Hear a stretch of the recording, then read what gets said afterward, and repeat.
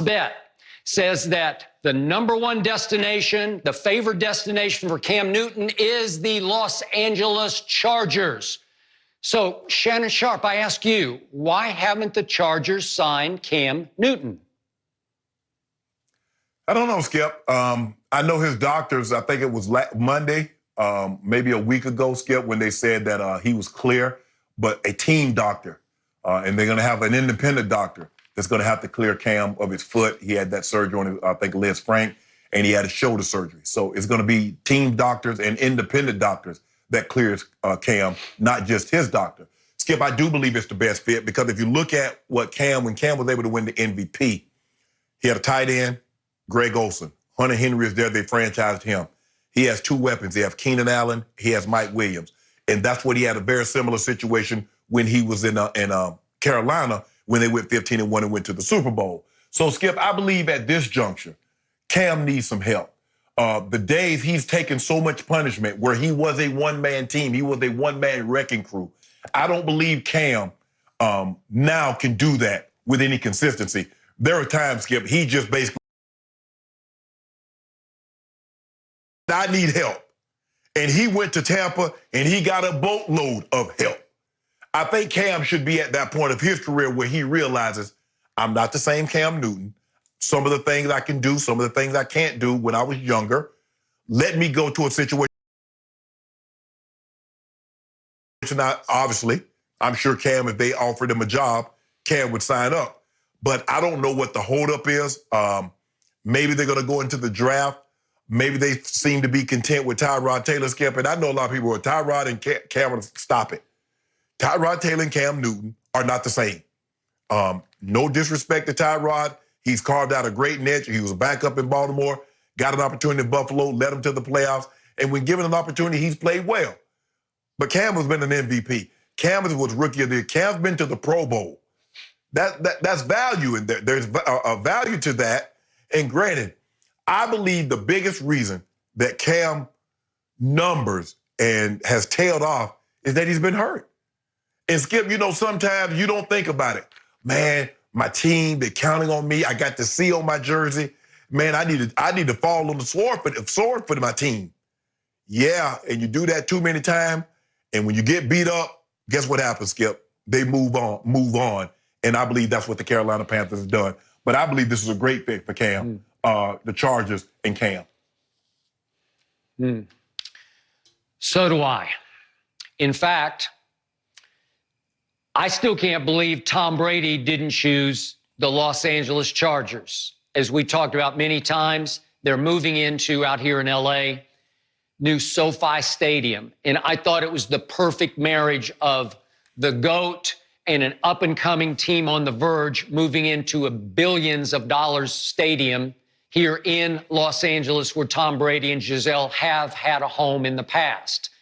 And yet correct. I was told and I read that Tom Brady wanted to be a little closer to his family based in New York now, where he could fly a little quicker from Tampa to New York than from Los Angeles all the way cross country to New York. Maybe he just thought the Tampa situation was better because of Bruce Arians and Tom Moore as the offensive gurus. I don't know for sure. But this situation here with the Chargers is spectacular because, Shannon, I don't think I need to remind you, they just signed in free agency Trey Turner and Brian Bulaga to shore up that offensive front that couldn't protect Phillip Rivers. Now it looks like it's pretty stout. And they added Linval Joseph to the defense and Chris Harris Jr., who you know from Denver very well, on defense. And it was already pretty to very good. Wow, this is made to order. This is a team on the verge. I'm with you. I like Tyrod. I respect Tyrod. He's a fine man and a fine leader of a football team. But he's not Cam. At least he's not the Cam we used to know and love before Cam got all beat to hell. So to your point, your first point, I don't know how beat up he is. Is it to the point where no team doctor would clear him the way an independent doctor did, as he said in Atlanta a week or so ago? I don't know, because we'd have to get down to and remember, Cam's a little hamstrung right now because of social distancing and the shelter orders we're under.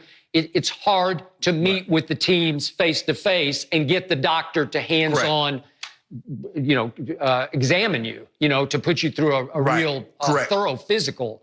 So, to me, it looks like that the Chargers are saying we're just not interested. And they're sending a resounding message that is echoing around the league, because it looks like the Chargers are saying, hey, we've got the 6th overall pick. Now I see in their latest mock drafts, Mel Kiper has Justin Herbert going to the Chargers at number 6. Then I think Todd McShay just came out, maybe it was last night or this morning, with his latest mock draft. He's still got Jordan Love going 6th overall to the Chargers.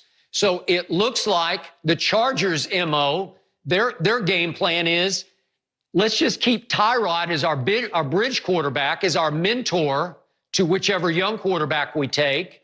And maybe Tyrod will play next year, or maybe only play half of next year, depending on how quickly the kid advances.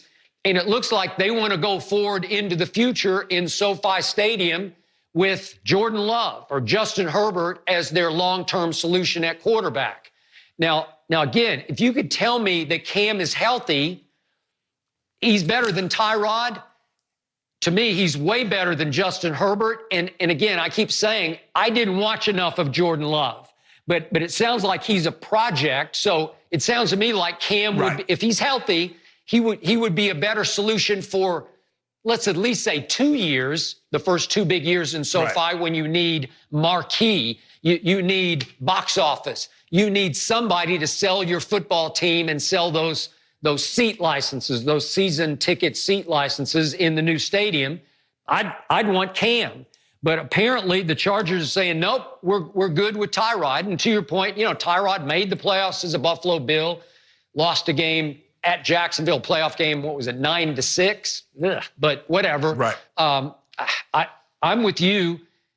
I thought Brady would choose them, and I'm surprised they haven't chosen Cam, because they need him to sell. And yet, Shannon, my last point is, and I'm going to hand the ball back to you, you can't sign Cam as a backup quarterback. You can't keep him as a plan B, because he's too big. His aura is too big. He's too big on social media. He's an MVP. His personality is too big. He's not a clipboard holder. You can't do that. So all the ideas of, well, he could be a backup wherever X, Y, and Z. No, he can't. It's starter or bust, or don't sign him, to me. Your thoughts? Right. Skip, I'm looking at it like this here, Skip. The value in the 6th pick is they don't know what we're going to do. There's speculation. Mike Mayock, Todd McShay and Mel Kiper. Okay, they're saying they're going quarterback. Mm-hmm. But here's the thing, Skip. If I sign Cam, what's the likelihood I'm going to take a quarterback? So now I've lost all value in that pick. See, I still got value because you don't know. Somebody might trade up and says, well, you know what? Maybe. Oh, we might. So what's the rush on Cam? Don't see no one else seen. Now, there's always a risk. Skip, we wait, and then somebody, he's able to, go to an independent doctor, and they look over the x-rays and they like what they see and they sign him. But right now, I'm in no rush because I do have the 6th pick, and someone might be willing to offer me something of value. I might be able to slide back and get a later pick in the 1st round and maybe get a pick in the 2nd round or the 3rd round. Because here's Skip, when I look at it like this, and I know Anthony Lynn very well, played football with him, won Super Bowls with him. I don't know if he has the luxury of trying to develop a guy. Skip, you got to win here. LA, more than any other place in the world, you got to win or you got to go.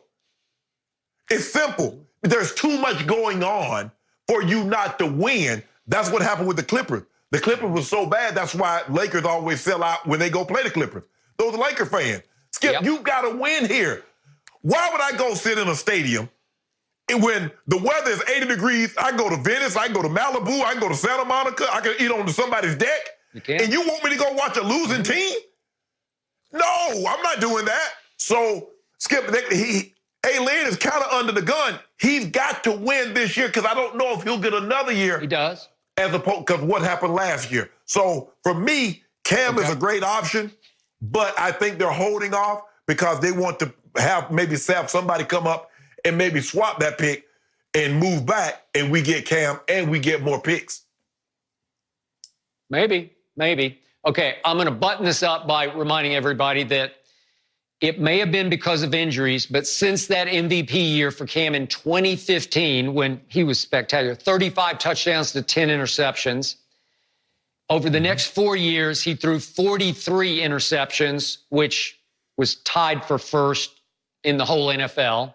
And over those 4 years, his QBR, you know how much I love QBR, it fell all the way to 31st of the 40 qualified quarterbacks. So he's had 4 combined miserable years. But to Shannon's point, maybe he was just beat up. Maybe he, quote unquote, died for the cause in Carolina. Maybe he wasn't protected. Maybe he didn't have the weapons. Maybe he didn't click with the coaching staff. Maybe it was just all wrong and he needs a fresh start with a little healthier body elsewhere, which is why I'm with Shannon that the Chargers are going to have to take a serious look here.